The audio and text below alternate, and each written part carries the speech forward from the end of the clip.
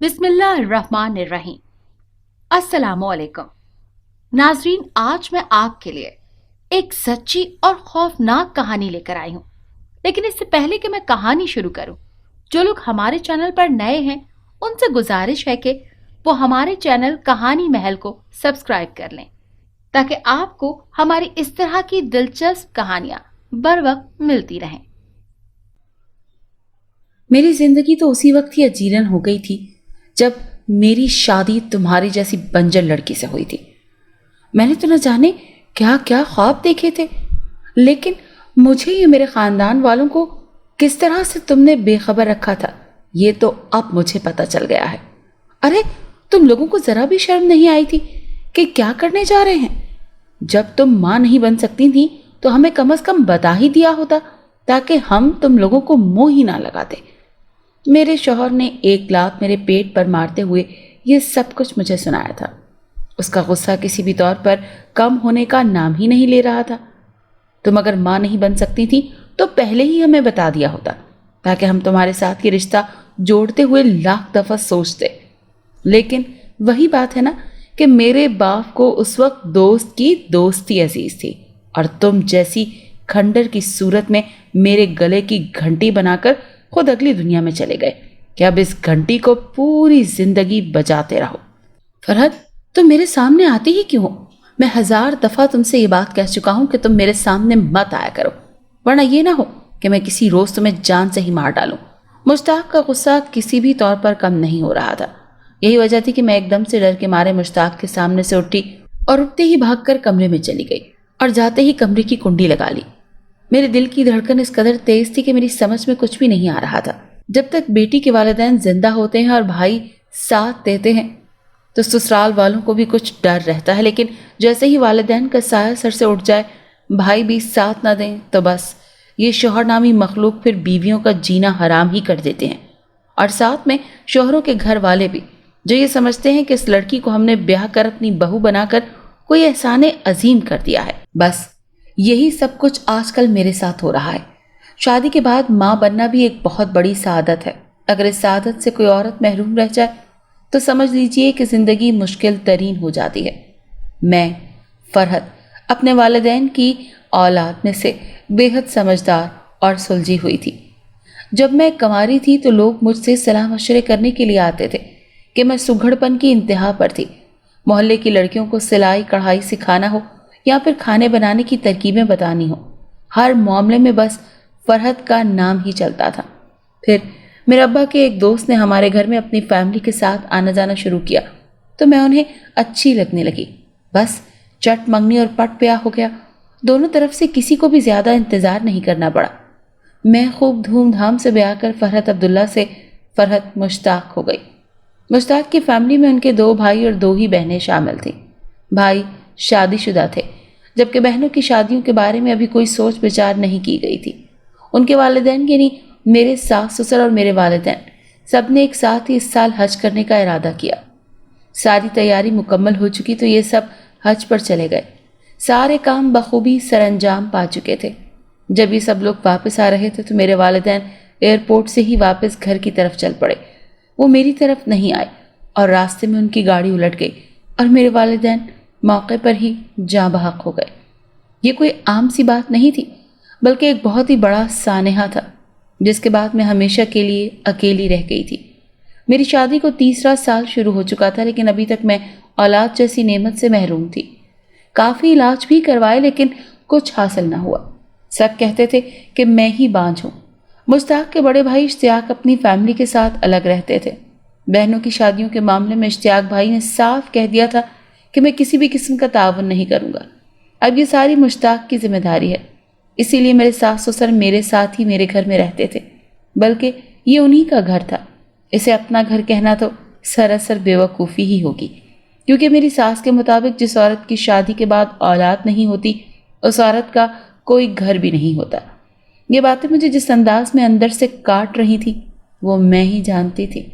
मेरा शौहर मुझे हर बात पर मारता और फिर मारने के बाद मुझे पिछले स्टोर रूम में बंद भी कर देता। मैं पूरी रात वहीं पर बंद रहती। फिर सबको घर के कामों को निपटाने के लिए वो मुझे दोबारा वहां से निकालता और اگر کوئی کام ذرا سا بھی خراب ہوتا تو پھر وہی مار پیٹ دوبارہ شروع ہو جاتی اور اس وقت تک جاری رہتی جب تک اس کا دل بھر نہیں جاتا۔ پھر وہ مجھ سے وعدے لیتا کہ اگر آئندہ یہ کام خراب کیا تو اس سے کہیں زیادہ کھال اتاروں گا۔ میں نے ان 3 سالوں میں اتنی مار کھائی تھی کہ مجھے یہ علم ہی نہیں ہوتا تھا کہ میرے جسم کا کون سا حصہ درد ہو رہا ہے۔ اسٹور روم میں ہم نے گھر کا فالتو سامان رکھا ہوا تھا۔ ایک رات جب شوہر نے حسب معمول مار پیٹ کر اسی کمرے میں بند کر دیا تو مجھے یہ محسوس ہوتا رہا جیسے پوری رات ہی میرا ہاتھ تھامے کوئی مجھے تسلی دینے کی کوشش میں ہے، کوئی میرے رونے پر مجھ سے بھی زیادہ بے چین ہو جاتا ہے۔ میں کھوجنے کی تو بہت کوشش کرتی لیکن مجھے کچھ بھی سمجھ میں نہیں آتا تھا۔ یہی وجہ تھی کہ مجھے اسی مشکل سے گزرتے ہوئے 3 ماہ سے زیادہ کا عرصہ ہو چکا تھا۔ ایک رات جب میرے شوہر نے مجھے مارنے کی کوشش کی تو ایک دم سے اس کا ہاتھ رک گیا۔ میں حیران تھی کہ اس کا ہاتھ کیسے رک گیا، لیکن میں اس کے سامنے سے اٹھی نہیں بلکہ میں اس کے سامنے ہی بیٹھی رہی کہ وہ ایک ہی دفعہ مار کر مجھے اپنے غصے کی پیاس بجھا لے تاکہ اس کو کسی بھی طرح سکون مل جائے۔ اس شام کچھ ایسا ہوا کہ میں نے سالن بنایا تو اس سالن میں کچھ نمک تیز ہو گیا۔ اب گھر میں یہ بھی رواج تھا کہ سب سے پہلے کھانا ساس سسر کو دیا جاتا تھا۔ بس میں نے ان کو کھانا دیا تو ایک دم سے چیخنے لگ گئیں کہ اس قدر نمک کیا ہو گیا ہے، کھانا تو سارا کڑوا ہو گیا ہے، اب یہ اتنا نمک کون کھائے گا؟ ارے یہ تو چاہتی ہی یہ ہے کہ میں اس تیز نمک کی وجہ سے بلڈ پریشر ہائی کر لوں اور اللہ کو پیاری ہو جاؤں۔ لیکن میں حیران تھی کہ نمک زیادہ کیسے ہو گیا، کیونکہ جب میں نے سالن چکھا تھا تو سالن بالکل ٹھیک تھا، اب اس میں نمک زیادہ کیسے ہو گیا؟ لیکن جب وہی کھانا میرے شوہر نے کھایا تو حسب معمول انہوں نے مجھے مارا نہیں بلکہ وہ سارا کھانا سزا کے طور پر انہوں نے مجھے ہی کھلا دیا۔ کھانا کھاتے ہی میرے حلق میں کانٹے چبھنے لگے۔ اس پر مزید میری ساس نے اس قدر زیادہ واویلا مچایا کہ اللہ کی پناہ، میں اب بیچاری ایسے حالات میں کیا کر سکتی تھی۔ شوہر نے کچھ نہیں دیکھا، نہ سوچا نہ سمجھا، بس تھپڑوں سے میرا منہ لال کر دیا۔ مجھے اتنی شدت سے مارا کہ میں بے ہوش ہونے کے قریب تھی۔ اس نے مجھے میرے بالوں سے پکڑا اور گھسیٹتے ہوئے اسی اسٹور کی طرف لے گیا۔ اس نے مجھے وہیں پر ہی بند کر دیا۔ میں روتی رہی، آخر میں بھی انسان تھی، کس حد تک اور کتنا برداشت کر سکتی تھی۔ لیکن میری سوچ پھر وہیں پر جا کر رکتی تھی کہ سالن میں نمک زیادہ کیسے ہو گیا۔ اسٹور روم میں سے ایک دم سے اوپر والی الماری کے پہلے خانے کے دروازے کھلنے کی آواز آئی۔ آواز اس قدر ہلکی تھی کہ جیسے گھڑی کی ٹک ٹک کی آواز ہو، لیکن میں وہ آواز سن چکی تھی۔ جیسے ہی الماری کا دروازہ کھلا تو میرا اوپر کا سانس اوپر اور نیچے کا نیچے رہ گیا۔ میں نے چیخنا شروع کر دیا۔ میں بہت زیادہ خوفزدہ ہو گئی تھی اور بار بار اپنے اسی ظالم شوہر کو پکار رہی تھی، لیکن اسے میرا احساس ہی کب تھا کہ وہ میری فریاد سن لیتا۔ لیکن الماری کے دروازے ہلکی آواز میں کھل رہے تھے اور بند ہو رہے تھے۔ میری سانس بھی اکھڑنا شروع ہو گئی۔ اس کے بعد میں نے واضح انداز میں کسی کے چلنے کی آواز بھی سنی۔ اب تو میرا دل حلق میں آ چکا تھا کہ یہ سب کچھ کیا ہو رہا ہے۔ مجھے لگ رہا تھا اسٹور میں کوئی چور وغیرہ گھس گیا ہے، لیکن کافی دیر گزرنے کے بعد بھی کوئی ایسی حرکت نہیں ہوئی کہ میں کچھ اور محسوس کر سکوں۔ پوری رات باہر صحن میں لگے نیم کے درخت پر پتوں میں عجیب سی سرسراہٹ ہوتی رہی، جیسے کوئی اس نیم کے درخت کے اوپر کبھی چڑھتا ہے اور کبھی اس درخت کے اوپر سے نیچے کو چھلانگیں لگاتا ہے، لیکن کون؟ پوری رات بڑی مشکل سے گزری تھی۔ صبح ہوتے ہی مشتاق نے مجھے کمرے سے باہر نکالا اور کہنے لگا، تم باقی گھر کے سارے کام کیا کرو، یہ کھانا میری ماں بنا لیا کرے گی۔ اس نے مجھے ایک لات ماری اور جلدی سے باہر نکل گیا۔ اس کے باہر نکلتے ہی میری ساس نے مجھ سے کہا کہ آج سارے کام کرنے سے پہلے اس نیم کے پیڑ کے نیچے سے بھی اچھی طرح سے صفائی کرنی ہے، بہت زیادہ پتے گرنے سے بڑی گندگی پھیلی ہوئی ہے۔ اور ہاں، مشتاق باہر نکل گیا ہے، اسی لیے جلدی سے پہلے ناشتہ بنا دے۔ میں کہوں گی کہ میں نے بنایا ہے، اب جلدی کر، دیر مت کر۔ میں نے جلدی سے ناشتہ بنا دیا کہ کہیں پھر سے مشتاق کو غصہ نہ آ جائے۔ اس کے بعد میں نے نیم کے درخت کے نیچے جھاڑو رکھا تاکہ میں وہاں کی صفائی کر سکوں۔ میری ساس ناشتہ کرنے میں مصروف تھی۔ میں نے جھاڑو درخت کے نیچے رکھا اور اپنا دوپٹہ سیدھا کر کے کاندھے سے لاتے ہوئے کمر تک باندھ لیا۔ جیسے ہی میں نیچے کو جھکی تو دوبارہ مجھ سے اٹھا ہی نہیں گیا، کیونکہ میری کمر میں عجیب سا بل پڑ گیا۔ میں درد سے کراہنے لگی تھی۔ مجھے لگا کہ شاید میری ساس میرے کراہنے کی آواز سن کر فوراً باہر آئیں گی، لیکن ایسا کچھ بھی نہیں ہوا اور میں خود ہی ایک دم سے سیدھی ہو کر کھڑی ہو گئی۔ میں نے جھاڑو کو اپنے دائیں ہاتھ میں لیا اور اس کو زمین پر زور سے مارتے ہوئے سیدھا کر کے نیچے پھیرنے لگی۔ اب جہاں جہاں پر جھاڑو پھرتا تھا اس جگہ پر دوبارہ سے پتے گرنے لگ جاتے۔ میں نے دوبارہ اسی جگہ پر جھاڑو لگایا لیکن پتے ایک دفعہ پھر سے گرنے لگے اور ساری جگہ پھر ویسے ہی ہو گئی جیسے کہ پہلے تھی۔ مجھے لگا کہ ہوا تیز چلنے لگ گئی ہے، لیکن جب میں نے درخت کی جانب دیکھا تو ہوا تیز تو کیا، کہیں پہ ہوا سے پتا تک نہیں ہل رہا تھا۔ میری آنکھیں مکمل طور پر باہر آ گئیں جب میں نے جھاڑو کو سیدھا ہو کر درخت کے تنے کے ساتھ چپکتے ہوئے دیکھا۔ میری حیرانگی کی انتہائی نہ رہی کہ جھاڑو وہاں سے ہی کچھ ٹیڑھا ہوا اور خود ہی پورے صحن میں پھرنے لگا۔ ایک لمحے میں سارا صحن مکمل طور پر صاف ہو چکا تھا۔ میں ایک دم سے اتنی خوفزدہ ہوئی کہ سب کچھ چھوڑ چھاڑ کر اندر کمرے میں ساس کے پاس چلی گئی۔ مجھے اتنا بوکھلایا ہوا دیکھ کر کہنے لگی، کیا تم نے کوئی بھوت دیکھ لیا ہے؟ وہ درخت پہ وہ میرے منہ سے بات ہی نہیں نکل رہی تھی۔ چلو جی، یہ اب نیا ڈرامہ شروع بھی ہو گیا، میری ساس نے نحوست سے میری طرف دیکھتے ہوئے اور بڑے ہی آرام سے چائے کی چسکیاں لیتے ہوئے کہا۔ وہ نہ جانے کن خیالوں میں مگن تھی کہ اچانک ہی میری طرف دیکھ کر عجیب طریقے سے مسکرانے لگی۔ میں نے آس پاس دیکھا، سسر میرے اخبار پڑھنے میں مگن تھے۔ میں نے وہیں کہیں ان کے پاس پناہ لینے کی کوشش کی کہ کہیں وہ بھوت مجھے آ کر پکڑ ہی نہ لے۔ میرے سسر جب اخبار پڑھتے تھے تو وہ اتنا مگن ہو جاتے تھے کہ آس پاس کی دنیا سے بے خبر ہو جایا کرتے تھے۔ انہوں نے میری طرف کوئی توجہ نہیں دی۔ میں کچھ دیر کے لیے وہیں پہ چھپی رہی کہ اچانک ایک سایہ اسٹور روم سے نکلا اور نکل کر میرے سسر کے سر کے اوپر سے ہوتا ہوا دوسرے کمرے میں چلا گیا، جہاں میری نندیں ہر وقت آرام فرمایا کرتی تھی، کیونکہ میری ساس کے مطابق ان کی بیٹیاں بیمار ہیں اور وہ کچھ بھی کام نہیں کر سکتی، اسی لیے گھر تو بہوؤں کا ہے، وہ جیسے چاہیں ان کو سنواریں۔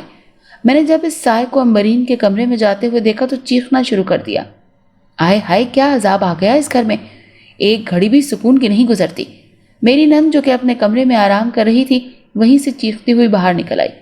مجھے یہی لگا کہ وہ ایک سائے سے ڈر گئی ہے، اسی لیے چیختی ہوئی باہر آئی ہے، لیکن وہ باہر آتے ہی مجھ پر ہی برسنے لگی کہ تمہاری چیخو پکار نے میری نیند خراب کر دی، کیا میں اس گھر میں کچھ دیر سکون سے رہ بھی نہیں سکتی کیا؟ نند کی چیخو پکار ابھی عروج پر تھی جب میرے شوہر گھر میں داخل ہوئے اور آتے ہی ساس کی باتیں سننے لگے، جو کہہ رہی تھی کہ اپنی اس بنجر بیوی سے کہو کہ اگر یہی ڈرامے کرنے ہیں تو اپنی بیوی سے کہو ماں کے گھر چلی جائے۔ میں اپنے شوہر کی طرف ہی دیکھ رہی تھی کہ اسے ہو کیا گیا ہے۔ جب ہماری شادی ہوئی تھی تو تب مشتاق کا ایسا رویہ نہیں تھا، لیکن اب تو میری زندگی اجیرن ہو چکی تھی، سکون کے سارے ہی لمحات کہیں کھو سے گئے تھے۔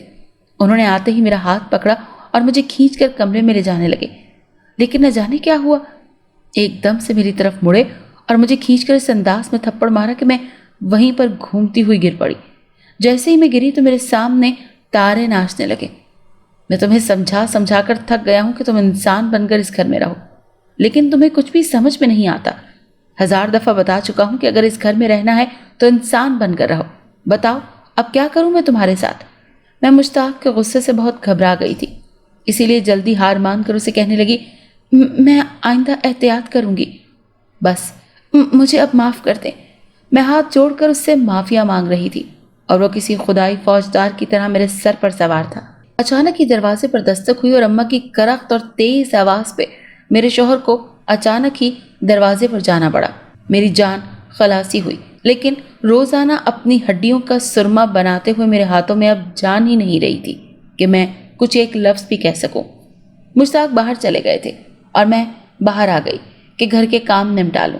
میرا تو وہی حال تھا، مار کھاتی جاؤ اور کام کرتی جاؤ۔ جیسے ہی مشتاق دروازے پر گئے تو وہاں پر کچھ لوگ کھڑے تھے جن کو ہمارے گھر کا اوپر والا پورشن کرائے کے لیے چاہیے تھا۔ ہمارے گھر کے اوپر والا پورشن خالی تھا اور کافی عرصے سے کوئی کرایہ دار بھی وہاں پر رہنے کے لیے نہیں آیا تھا۔ اس کی ایک ہی وجہ تھی کہ میری ساس کا رویہ میرے ساتھ انتہائی برا تھا۔ وہ کبھی بھی یہ نہیں دیکھتی تھی کہ گھر میں کوئی مہمان ہے یا نہیں، وہ بس اپنی ہی کر کے رہتی تھی۔ اسی لیے ہمارے گھریلو جھگڑوں کی وجہ سے ہمارے معاشی حالات بھی خراب ہی رہتے تھے، لیکن مشتاق سے ان کا کرایہ داروں کے معاملات طے ہو چکے تھے اور گھر بھی کرائے پر دے دیا گیا تھا، کرایہ بھی اپنی مرضی سے لیا تھا۔ میں خوش تھی کہ چلو اسی بہانے سے ہی مشتاق کی مار سے کافی حد تک بچ جاؤں گی۔ ہمارے نئے کرایہ داروں میں 2 خواتین جو کہ آپس میں نند اور بھابھی تھیں اور ایک مرد شامل تھا، اور وہ مرد ان میں ان کا شوہر تھا اور دوسری عورت کا بھائی تھا۔ بڑے ہی پرامن سے لوگ تھے۔ میری ساس اور نندوں نے ان کو دکھانے کے لیے کچھ دن میرے ساتھ اچھا رویہ رکھا، لیکن جو عادتیں پڑی ہوں تو وہاں اتنی آسانی سے نہیں جاتی، کبھی بھی نہیں جاتی۔ ایک دن ہمارے کرایہ داروں کی ایک عورت کی طبیعت کچھ خراب تھی۔ انہوں نے اوپر سے ہی آواز دی، اگر مناسب سمجھے تو اپنی بہو کو ہمارے گھر بھجوا دیں، میری بیوی کی طبیعت بہت خراب ہے۔ اماں کو نہ جانے کیا سوچی، انہوں نے کچھ سوچ کر جلدی سے مجھ سے کہا، تم ذرا اوپر ہو آؤ، ہمسایوں کے حقوق تو ادا ہی نہیں ہوتے ہیں، بس ہمیں تو ایک کوشش ہی کرنی ہے نا۔ میں کچھ نہ سمجھی کے عالم میں جلدی سے اوپر والے پورشن میں چلے گئی، جہاں واقعی ان کی بیوی کی طبیعت بہت خراب تھی، وہ بے حد تکلیف میں تھی۔ ہم لوگ ان کو لے کر اسپتال گئے، جہاں انہوں نے ایک خوبصورت سے بچے کو جنم دیا۔ اب جب سے وہ بچہ پیدا ہوا، میرا جینا تو ویسے ہی دوبر ہو چکا تھا۔ میری ساس کو جیسے ہی خبر ملی، وہ پورے گھر میں جلی بھنی سی پھر رہی تھی۔ ہمارے کرایہ دار یعنی شفیق بھائی نے میرے سر پر ہاتھ رکھ کر شکریہ ادا کیا کہ جس طرح سے میں نے ان کے اس مشکل گھڑی میں مدد کی تھی، وہ دل و جان سے مجھے اپنی بہن بنا چکے تھے۔ ہم لوگ شام کو گھر آ گئے۔ میں گھر آئی تو مشتاق، جو ہر وقت پہلے ہی مجھ پر ظلم و ستم کے پہاڑ توڑتے تھے، کہنے لگے، جب میں گھر میں آؤں تو یہ مجھے اپنے سامنے نظر نہیں آنی چاہیے، بس میرے گھر میں داخل ہوتے ہی اسٹور روم میں چلی جایا کرے۔ میرے لیے یہ بات ہی کسی سزا سے کم نہیں تھی۔ میں حکم ملتے ہی اسی اسٹور روم میں چلی گئی۔ شفیق بھائی نے دوپہر میں اسپتال میں ہی جو دال روٹی کھلائی تھی، بس وہی کھائی ہوئی تھی۔ میرے شوہر کے حکم کے مطابق میں اب ان کا کوئی بھی کام نہ کیا کروں، بلکہ ان کے سارے کام ان کی بہنیں کیا کریں۔ یہ باتیں میں کس طرح سے برداشت کی، یہ تو میں ہی جانتی ہوں، لیکن وہی بات کہ بے شک اللہ صبر کرنے والوں کے ساتھ ہے۔ میں جب اس اسٹور روم میں آئی تو روم کا سارا سامان بڑی ترتیب سے پڑا ہوا تھا۔ مجھے لگا شاید اسے کسی نے آج ہی صاف کیا ہے، لیکن کس نے؟ کیونکہ میری نندیں تو کبھی بھی یہ کام نہیں کرتی تھی، بلکہ وہ تو خود سے پانی بھی نہیں پیتی تھی۔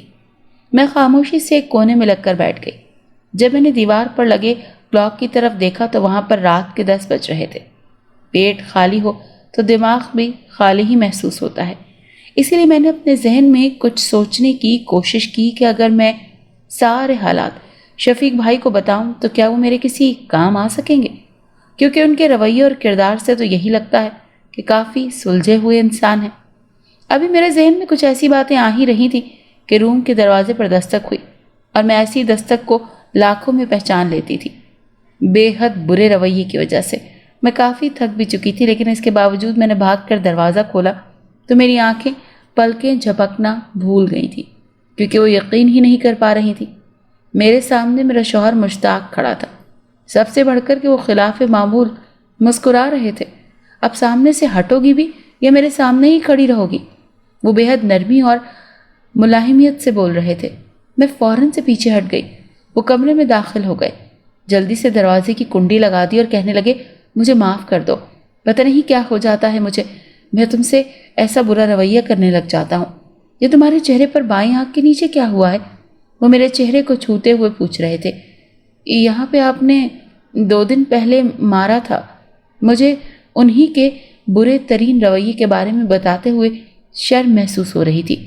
تو کیا انہیں اب احساس ہو چکا تھا؟ میں معافی چاہتا ہوں میری پیاری بیوی۔ وہ میرے سامنے دونوں ہاتھ جوڑ کر مجھ سے معافی مانگ رہے تھے، اور میں انہیں مزید شرمندگی سے بچانے کے لیے ان کے بندھے ہوئے ہاتھوں کو کھول رہی تھی۔ نہ جانے کب وہ میرے چہرے کو مسلسل دیکھتے جا رہے تھے۔ میں شرماتے ہوئے نگاہیں جھکا چکی تھی۔ اس رات کی صبح بے حد اجلی اور روشن تھی۔ میں نہایت تر و تازگی کے ساتھ کمرے سے باہر نکلی۔ سارے غم تو ویسے ہی بھول چکی تھی، اب تو سسرال والوں کی باتیں بھی کچھ نہیں کہہ رہی تھی۔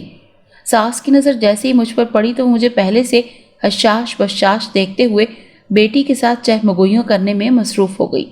میں نے پرواہ کیے بنا ہی کچن کی راہ لی اور ناشتہ بنانے میں مصروف ہو گئی۔ جب اس کام سے فارغ ہوئی تو ناشتہ رکھ کر بیٹھ گئی کہ مشتاق آتے ہیں تو کھاتی ہوں، لیکن کافی وقت گزرنے کے بعد بھی وہ نہ آئے۔ ناشتہ ٹھنڈا ہو رہا تھا۔ آخر میں نے اماں سے پوچھ ہی لیا تو کہنے لگی، وہ کسی کام سے شہر سے باہر گیا ہے، شام تک آ جائے گا۔ اچھا، تو تمہیں نہیں پتا تھا کہ مشتاق کہاں ہے؟ ارے میں تو سمجھی کہ شاید تم اسی لیے اتنی زیادہ خوش ہو۔ نہیں اماں، میں تو کچھ بھی نہیں جانتی، اور میں بھی حیران تھی کہ جب مشتاق پوری رات میرے ساتھ رہے ہیں تو انہوں نے مجھے اس بات سے کیوں بے خبر رکھا؟ خیر کوئی بات نہیں، بھول گئے ہوں گے۔ میں نے خود ہی سوچا، خود ہی سوال بنایا اور پھر خود ہی اس کا جواب بھی دے دیا۔ میں پورا دن خوش خوش کام کرنے لگی۔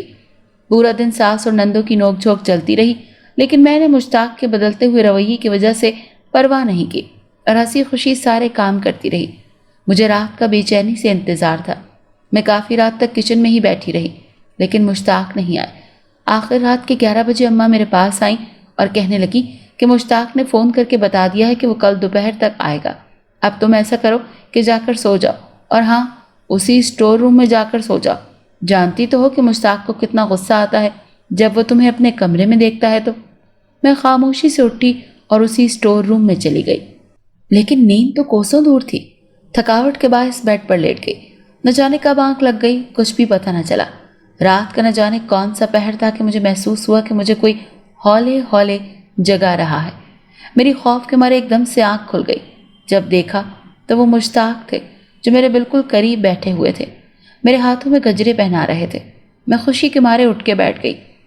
اماں تو کہہ رہی تھی، ابھی بات میرے منہ میں ہی تھی کہ مشتاق کہنے لگے کہ اس رات کو دوسروں کے ذکر پر خراب مت کرو، میں یہاں تمہارے پاس ہوں نا، بس اتنا کافی ہے۔ میں بھی خوشی سے سرشار ہو کر ان کے ساتھ لگ گئی تھی۔ انہوں نے مجھ سے ڈھیروں باتیں کی اور باتیں کرتے کرتے میں سو گئی۔ زندگی بے حد حسین ہو گئی تھی اور میں تو زمین پر قدم ہی نہیں رکھ پا رہی تھی، کیونکہ میرے شوہر نے اپنے گزشتہ تمام غلطیوں کی مجھ سے معافی مانگ لی تھی۔ وہ مجھے اماں اور اپنی بہنوں کے رویے پر بھی معافیاں مانگتے ہوئے نظر آئے۔ یہ مشتاق کا بالکل ہی ایک الگ روپ تھا۔ بہرحال جو کچھ بھی تھا میرے لیے بے حد قیمتی تھا۔ دن میں گھر والوں کے ساتھ ہی گزارتی تھی۔ اس وقت مشتاق بالکل ایسے ہوتے تھے جیسے مجھے جانتے ہی نہیں ہیں۔ میں کچھ اس بات پر پریشان بھی ہوتی تھی، لیکن مجھے ان کی ایک بات یاد آ گئی کہ میں اپنے گھر والوں کے سامنے بے حد مجبور ہوں، مجھے معاف کر دو۔ اور میں بھی ان کو ان کی محبت کی ایک قسم سمجھتے ہوئے معاف کر چکی تھی۔ دن اور راتیں ایک ہی طرح سے گزرتے جا رہے تھے۔ اس ماہ کے اختتام پر آگے میری طبیعت بے حد خراب رہنے لگی تھی۔ پورا دن تھکاوٹ ہی نہیں اترتی تھی۔ میں نے مشتاق سے اس سلسلے میں بات کرنے کی کوشش کی، لیکن میں کر نہیں سکی۔ ہمارے کرایہ داروں کا بیٹا بھی 3 ماہ کا ہو چکا تھا، تو اماں نے ان سب کو کھانے پر بلایا۔ میں اس دن صبح سے ہی کچن میں چلی گئی تھی۔ اس دن گرمی بھی انتہا کی تھی۔ میں نے 5 سے 6 قسم کے کھانے تیار کیے، اور جب پیش کرنے کی باری آئی تو میری نند کہنے لگی کہ بھابھی آپ نہا دھو لیں، میں کھانا لگا دیتی ہوں، کیونکہ مہمان آ چکے ہیں۔ میں واش روم میں چلی گئی۔ جب نہا کر باہر نکلی تو ابھی ایک قدم واش روم میں اور دوسرا باہر تھا کہ میں باہر کی طرف گر گئی۔ گرنے کی آواز سن کر شفیق بھائی کی بیوی، جن کو میں بھابھی کہہ کر بلاتی تھی، وہ بھاگتی ہوئی میرے پاس آئی اور مجھے پکارنے لگی، لیکن میں بے ہوش ہو چکی تھی۔ مجھے فوراً ہی اسپتال لے جایا گیا، جہاں کچھ چیک اپ کے بعد بتایا گیا کہ میں ماں بننے والی ہوں۔ یہ خبر میرے لیے تو شاید دنیا کی سب سے بہترین خبر تھی، لیکن جیسے یہ خبر میرے گھر والوں کو پتہ چلی تو انہوں نے اسپتال میں کچھ صبر کا مظاہرہ کیا، لیکن جیسے ہی وہ مجھے لے کر گھر آئے تو مشتاق نے تو ایک قیامت برپا کر دی۔ وہ شور مچا مچا کر سارے گھر کو سر پر اٹھا رہے تھے اور مجھے بدذات، بد کردار اور نہ جانے کیا کیا کہہ رہے تھے کہ یہ تو بانجھ ہے، یہ کیسے ماں بن سکتی ہے، اور ویسے بھی میں نے تو اس کو پچھلے 6 ماہ سے کبھی ہاتھ تک نہیں لگایا، پھر یہ کیسے ماں بن سکتی ہے۔ اماں میں کہہ رہا ہوں، اس سے خود ہی پوچھ لو کہ اس نے کہاں پر اپنا منہ کالا کیا ہے، ورنہ پھر جیسے میں پوچھتا ہوں یہ تو آپ سب کو پتہ ہی ہے۔ بہتر ہے کہ یہ خود ہی بتا دے، ورنہ اس کے اس یار کو میں ڈھونڈ ہی نکالوں گا۔ مشتاق کا منہ غصے سے سرخ ہو رہا تھا۔ وہ پورے گھر میں ٹہل رہے تھے۔ ان کا غصہ کسی بھی طور کم ہونے کا نام نہیں لے رہا تھا۔ مشتاق، آپ یہ کیسی باتیں کر رہے ہیں؟ آپ جانتے تو ہیں کہ آپ روزانہ رات کو اسٹور روم میں میرے پاس ہی ہوتے تھے۔ میری یہ کہنے کی دیر تھی کہ مشتاق نے میرے منہ پر اس زور سے تھپڑ مارا کہ میں منہ کے بل بہت دور جا گری۔ میں ان کی منتیں کر رہی تھی، ان کو سمجھانے کی ہر ممکن کوشش کر رہی تھی، لیکن سچ کچھ بے سود تھا، کیونکہ وہ تو کچھ سننے کو تیار ہی نہیں تھے۔ اماں، میرا یقین کریں، یہ روز رات کو وہاں اسٹور روم۔ بات مکمل ہی نہیں ہوئی تھی کہ ایک مزید تھپڑ میرے چہرے کو داغدار کر چکا تھا۔ میں چہرے پر ہاتھ رکھے مسلسل روئی جا رہی تھی۔ اماں کہنے لگی، میں تم لوگوں کی اس چک چک سے بے حد تنگ آ چکی ہوں، بہتر ہے بہو رانی کہ تم اپنا کوئی بندوبست کر لو۔ لیکن اماں، آخر میرا قصور ہی کیا ہے؟ میں اس بندے کی جائز بیوی ہوں اور یہ میرا جائز بچہ ہے۔ مشتاق میرے پاس آیا اور کہنے لگے، میں جانتا ہوں یہ بچہ کس کا ہے और वो ऊंची ऊंची आवाज में शफीक भाई को बुलाने लगे। अब एक शरीफ आदमी पर इस कदर घटिया इल्जाम लगाया जाए तो वो सर पकड़कर ही बैठ जाएगा ना। उस बंदे ने उस माँ का किराया मुंह पे मारा और अपनी बीवी और बहन को लेकर चल पड़ा। उसकी बीवी आगे बढ़ी और कहने लगी, बिल्कुल भी यहाँ से नहीं जाए, जिसको जाना है वो खुद ही यहाँ से जाए। अरे हम कोई गुनाहगार हैं जो यहाँ से चोरों की तरह निकलें?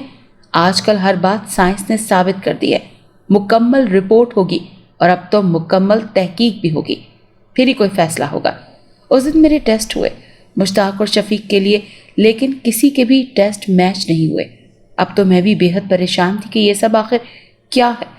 मैं वहीं पर सर पकड़कर बैठ गई कि मेरी सास मेरे करीब आई और कहने लगी, जिसके साथ भी मुंह काला किया है ना, बता दो, हम तुझे उसी के साथ रुखसत कर देंगे। लेकिन मेरा तो रो रो कर बुरा हाल हो चुका था, क्योंकि मेरे दिल में कोई चोर होता तो मैं ज़रूर उसका नाम बता देती।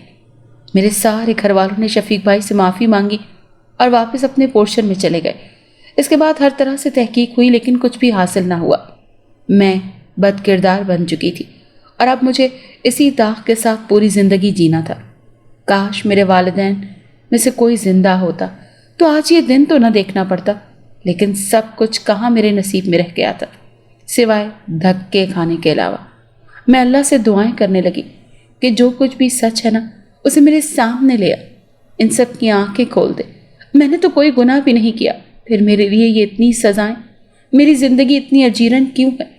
मैं ज़ार कतार रोई जा रही थी जब मुश्ताक की सबसे छोटी बहन मेरे पास आई, मेरे ज़ख्मों पर नमक छिड़कने के लिए। कहने लगी, भाई कह रहे हैं आप वापस उसी स्टोर रूम में चली जाएं, वो आपकी सूरत भी नहीं देखना चाहते। मैं चुप करके उठकर उसी कमरे में वापस चली गई, लेकिन जैसे ही मेरी नंद ने दरवाजे को बाहर से ताला लगाने की कोशिश की तो उसका हाथ उस दरवाजे के अंदर ही आ गया और वो इस शिद्दत से चीखने लगी जैसे उसकी चीखें पूरे मोहल्ले में गूंजने लगी थी। ये सब सुनते ही मेरे घर वाले भागते हुए आए और लाख कोशिश के बावजूद भी उसे उस दरवाजे से छुड़वा नहीं सके। उसका रो रो कर बुरा हाल हो चुका था। जब मैंने उसकी ये हालत देखी तो हंसने लगी। मेरे कह कहे दूर दूर तक फैल रहे थे, लेकिन इन कह कहों में इस कदर वहशत थी कि सब डर कर इधर उधर हो गए। मेरी नंद का हाथ अच्छी तरह से दरवाजे में आ चुका था। मेरे शौहर मेरी तरफ बढ़े। अब की दफ़ा उनके हाथ में एक डंडा था जो वो मुझे मारने के लिए हिला रहे थे। जैसे ही वो मेरी तरफ बढ़े, वही डंडा घूमा और उनके सर के गिर्द चक्कर लगाने लगा। वो डंडे को जैसे जैसे पकड़ने की कोशिश करते, वो मज़ीद घूमता और उनके सर के इर्द गिर्द चक्कर लगाने लगता। इस पे भी मैं हंस रही थी। मुश्ताक अपनी अम्मा को बार बार पुकार रहे थे।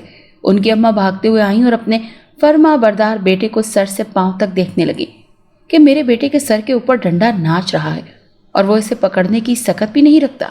ये कैसे हो सकता है, क्योंकि मेरा बेटा तो बहुत ही ताकत वाला है। वो हैरान होती जा रही थी। अचानक ही नीम के दरख्त के ऊपर से एक साया लहराया और मेरी नंद के जिस्म में सरायत कर गया। जैसे ही उसके जिस्म में सरायत किया, वो ऊंची ऊंची आवाज़ में हंसने लगी और आहिस्ता आहिस्ता चलती हुई मुश्ताक के पास आई और कहने लगी, मैं फ़लाँ लड़के से शादी करना चाहती हूँ। और भी बहुत सारी ऐसी बातें कर दी जो कि एक बहन को अपने भाई के सामने नहीं करनी चाहिए थी। मुश्ताक तो सर पकड़ कर बैठ गए, क्योंकि ये उनकी बहन तो थी ही नहीं जो इतनी फजूल बातें कर रही थी। मुश्ताक आगे बढ़े। जो डंडा उनके सर के ऊपर रक्स कर रहा था, अचानक से वो उनके हाथ में आ गया और उस डंडे से उन्होंने अम्बरीन की इतनी पिटाई की कि वो अगला एक पूरा हफ्ता चारपाई से ना उठी। मेरे तो कह कहे ही नहीं रुक रहे थे, लेकिन ये एक अजीब बात थी, इस पे भी मुश्ताक मुझे कुछ भी नहीं कहते थे। जैसे तैसे करके दिन गुजर गया और रात हुई। मेरी सास बेचारी तो बात करने के काबिल भी नहीं थी। उनकी बेटी भाई के ही हाथों शदीद अजियत में थी। वो रात को मेरी नंद के पास ही होती थी। एक रात बड़ी ज़ोर से बारिश हुई और साथ में ओले भी पड़े। मैं जब से उम्मीद से हुई थी, हर गुजरता दिन मेरे लिए शदीद तकलीफ़ का दिन बनता जा रहा था। मेरी तबीयत बहुत ख़राब रहने लगी थी। मैं अपने कमरे में थी और खिड़की के पास बैठी हुई थी। जैसे ही ओले पड़ने शुरू हुए तो मैंने खिड़की बंद कर दी और अपने गुजरे हुए दिनों को याद करने लगी, अपने बचपन को। कि अचानक ही मेरे कानों में एक चीख सुनाई दी। ये चीख किसी और की नहीं बल्कि मेरी सास की थी। मैं जैसे ही उठने लगी, मेरा पाँव दोहरा हो चुका था, इसीलिए मैं फिर वहीं पर बैठी रही। चीखें मुसलसल आ रही थी। मेरी सास के कमरे में अजीब तूफान आया हुआ था। वो कुछ भी देखे बिना और कुछ भी समझे बिना पूरे कमरे की अशिया को उठा उठा कर खिड़की से बाहर फेंक रही थी, और खिड़की भी वो जो उनके कमरे के बाहर वाली दीवार में लगी थी। अब सारी अशिया बाहर गली में गिरती जा रही थी और जैसे ही लोगों को पता चला वो सारी चीज़ों को उठा उठा कर घर वालों को दे रहे थे। सबने उनको समझाने की कोशिश की, उन्होंने एक भी न सुनी और अपना काम जारी रखा। मेरी एक नंद तो पहले ही चारपाई पर पड़ी थी, दूसरी ने हिम्मत करके मुश्ताक को फ़ोन किया जो घर की नाचाकी और बेसुकूनी से तंग आकर बाहर निकले हुए थे, लेकिन अपनी अम्मा की यह हालत देखते हुए जल्दी से वापस आए। अम्मा इसी दौरान में सारा घर खाली कर चुकी थी। वो अपना सर पकड़कर बैठ गई। वो कहने लगे कि अम्मा ये सब कुछ क्या कर रही हो, तो वो ऊंची आवाज़ में हंसने लग जाती। अब्बा जी कहीं बाहर गए हुए थे, साथ वाले गांव में अपनी बहन से मिलने के लिए। उनको किसी ने वहां जाकर इत्तला दे दी और साथ में ये भी कहा कि आपके घर पर कोई आसेब वगैरह आ चुका है। वो फौरन से वहां से निकले और घर आने के लिए बाइक इस्तेमाल करते थे। इसी पे घर वापस आ रहे थे। जैसे ही वो घर में दाखिल हुए तो घर आते ही उनकी बाइक फिसली और वो खुद ही नीचे गिरे। बूढ़ी हड्डियां थी, उन्हें काफ़ी खराशियाँ आईं, लेकिन जैसे ही वो अम्मा के पास जाने लगे तो नीम के दरख्त से एक साया नीचे उतरा और उनके सामने जा खड़ा हुआ, जो उनसे कह रहा था, कैसा लगा? तुम्हारे सारे घर वालों को देखो कैसे बर्बाद कर दिया है। अब्बा जी ने दोनों हाथ अपने मुंह पर रख लिए और कहने लगे, आखिरकार तुमने मेरे घर की राह देख ही ली।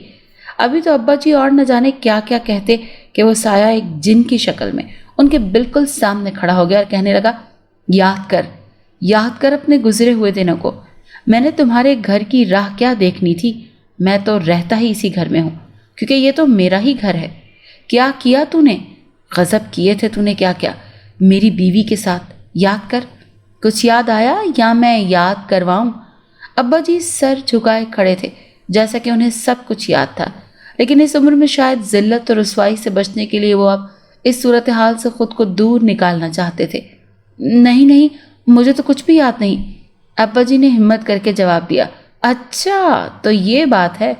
जिनजादे ने कुछ पढ़ा और मुश्ताक को एक ही उंगली पर उठाकर घुमाने लगे। उसके घुमाने का अंदाज इस कदर सख्त और जानलेवा था कि मैं ना चाहते हुए भी अपने कमरे से बाहर आ गई। मैंने जैसे ही मुश्ताक की यह हालत देखी तो माफिया मांगने लगी, मेरे शौहर को छोड़ दो, ये अब कभी भी ऐसा कुछ नहीं करेंगे। उस जिनजादे ने उंगली के इशारे से मुझे एक तरफ बिठा दिया और मेरे मुंह पर कोई ऐसी चीज़ मल दी कि मैं कुछ बोल ही नहीं सकी, लेकिन मेरी आंखें तो खुली थी और मैं अपनी आंखों से सब कुछ देख रही थी। वो जिनजादा कहने लगा, तुम सब कुछ बताओगे या मैं बताऊं? अब्बा जी बार बार उस जिन के सामने हाथ जोड़ रहे थे कि मेरा राज किसी को भी मत बताओ, बल्कि इसे राज ही रहने दो, मैं आइंदा ऐसा कुछ भी नहीं करूँगा। वो ज़ोर ज़ोर से कह के लगाने लगा। ये सब कुछ सुनकर, तुम माजी में पहले ही बहुत कुछ कर चुके हो, अब मज़ीद कुछ भी करने की हिम्मत तुम में कहाँ है? ये स्टोर रूम मेरे आबा अजदाद की विरासत थी। वो इस स्टोर रूम में सदियों से रहते आ रहे थे। फिर जब मैं पैदा हुआ तो मैं भी इसी जगह पर रहने लग गया था। ये कमरा मुझे बेहद पसंद था। मेरी शादी हुई तो भी इसी कमरे में रहता था। एक दिन मेरी बीवी घर में अकेली थी। घर में आया और स्टोर रूम में किसी काम से गया। वहाँ जाकर उसने मेरी बीवी से, जो कि उस वक्त इंसानी रूप में थी, छेड़छाड़ की। उसने काफ़ी हद तक इसको समझाने की कोशिश की, लेकिन इसने एक ना सुनी और फिर ये मेरी बीवी की इज्जत से खेल गया। मैं उस दिन के इंतज़ार में था जब मैं उसके इसी घर में इसकी इज्जत से खेलूं, तो वो वक्त आ गया और मैंने उसकी बहू को कहीं का नहीं छोड़ा। अब जानते हो कि मैंने बहू को ही क्यों सज़ा दी? क्योंकि इस बहू का बाप भी शामिल था। बस अभी तो सिर्फ बहू को सज़ा दी, लेकिन वक्त आने पर इनकी बेटियों को भी ऐसी कड़ी सज़ाएं लाजमी तौर पर मिलेंगी, ये मेरा वादा है।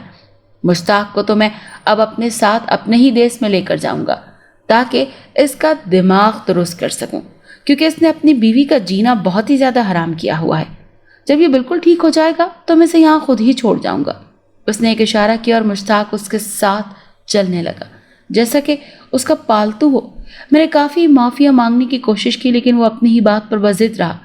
इसके बाद मेरी सास को पंखे के साथ लटका दिया और दोनों नंदों को एक ही कमरे में बंद कर दिया और कहा, आज रात इस घर के स्टोर रूम में बहुत बड़ा जश्न होगा।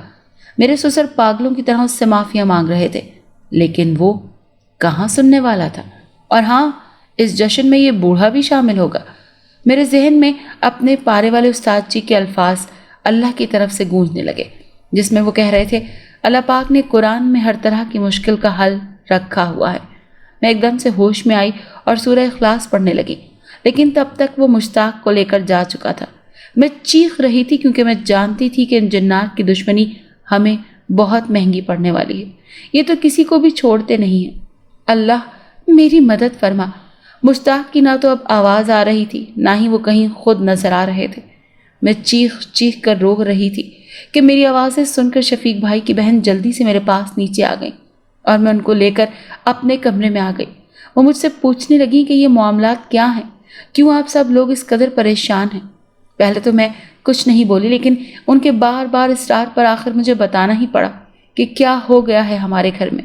وہ مجھ سے کہیں زیادہ اسلامی تعلیمات کو جانتی تھی, اسی لیے مجھے صبر کی تلقین کرنے لگیں اور کہنے لگیں کہ جنات اتنے خطرناک نہیں ہوتے کہ کسی بھی انسان کو بلا وجہ نقصان پہنچا سکیں, لیکن یہ بات بھی سچ ہے کہ اگر انہیں بہت زیادہ ستایا جائے تو وہ نسلوں تک کو برباد کر دیتے ہیں. بس اب دیکھ لو کہ کیا ہو رہا ہے. تم لوگوں کے بڑوں کے گناہ اب تم اگلی نسلوں کو بھی بھگتنے پڑ رہے ہیں. اس کا ایک ہی حل ہے کہ ان سے معافی مانگی جائے اور ان کو ان کا گھر یعنی وہی اسٹور روم واپس کر دیا جائے تاکہ وہ وہاں پر سکون کی زندگی جی سکیں. اس کے لیے سب سے پہلے تو یہ بات ضروری ہے کہ تم اٹھو اور جا کر وضو کر کے آؤ, پھر واپس آؤ, میں تمہیں بتاتی ہوں کہ کیا کرنا ہے. میں وضو کر کے آئی تو میرے پہنچنے سے پہلے ہی وہ قرآن پاک پڑھ رہی تھی. اس نے مجھے بھی اشارہ کیا اور کہا کہ میں بھی بیٹھ کر سورہ اخلاص پڑھنا شروع کروں. میں نے اونچی آواز میں تلاوت شروع کر دی.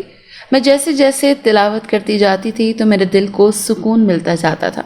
پھر اس نے سورہ جن کی تلاوت کی اور مجھے بھی کہا کہ میں بھی اس کی تلاوت کروں. میں پڑھتی جاتی تھی اور جیسے جیسے میں الفاظ ادا کرتی جاتی تھی مجھے لگتا تھا کہ میرا دل سکون میں آ رہا ہے. جیسے ہی میں اس کی آخری آیت پر پہنچی تو مشتاق گرتے پڑتے لڑکھڑاتے ہوئے گھر کے بیرونی دروازے سے گھر میں داخل ہو رہے تھے. میری تو خوشی کی کوئی انتہا ہی نہیں تھی. میں جیسے ہی اٹھنے لگی تو شفیق بھائی کی بہن نے مجھے پکڑ کر بٹھا لیا کہ ابھی اتنی بھی جلدی کیا ہے, ابھی مزید پڑھو تاکہ یہ جو سایہ اس گھر پر ہے یہ یہاں سے کہیں دور چلا جائے. میں نے پھر سے پڑھنا شروع کر دیا. جب تک وہ باجی کہتی جاتی تھی میں پڑھتی جا رہی تھی.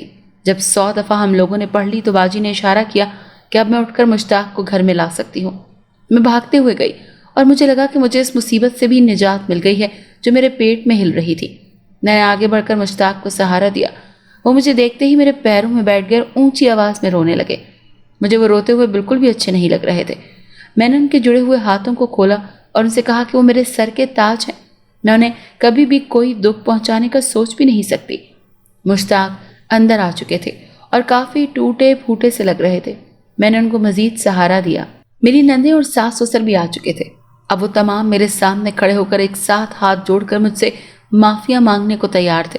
بے حد شرمندہ تھے اور ساتھ میں یہ بھی کہہ رہے تھے کہ ہم لوگوں نے ان کچھ دنوں میں بے حد سزا پائی ہے, ہمیں معاف کر دو تاکہ ہمارے لیے کچھ آسانی ہو. میں نے ان سب کو سچے دل سے معاف کر دیا اور کہا کہ میں ان کی وجہ سے ہی ہوں. سب ایک ساتھ مسکرانے لگے. میرے کہنے پر اسٹور روم کو ہم نے مکمل طور پر خالی کر دیا تاکہ وہ مخلوق وہاں پر سکون سے رہ سکے. آج شادی کو 10 سال بیت گئے ہیں. میرے 2 بچے ہیں. مشتاق مجھ پر جان چھڑکتے ہیں. ساس سسر اس دنیا سے رخصت ہو چکے ہیں. نندوں کی شادیاں ہو چکی ہیں. وہ اپنے گھروں میں بہت خوش ہیں. میں اللہ کا جتنا بھی شکر ادا کروں کم ہے کہ اس نے میری آزمائش کو ختم کر دیا. الحمدللہ میں نے ان 10 سالوں میں کبھی بھی قرآن پاک کی تلاوت نہیں چھوڑی اور کبھی بھی کوئی نماز قضا نہیں کی. شفیق بھائی کے بھی 3 بچے ہیں. وہ ابھی تک ہمارے کرایہ دار ہیں. ہر اس بات کے لیے شکریہ کہ اللہ نے میرے صبر کو اجر عطا کیا. الحمدللہ. اگر آپ کو یہ کہانی اچھی لگی ہے تو اسے لائک کیجیے اور ہمارے چینل کہانی محل کو سبسکرائب کیجیے. اور ہاں, اگر آپ کے کسی دوست, رشتہ دار یا بہن کے ساتھ خدا نخواستہ اس طرح کا کوئی بھی واقعہ پیش آیا ہے تو ہمیں کامنٹ سیکشن میں اس کے بارے میں ضرور بتائیے.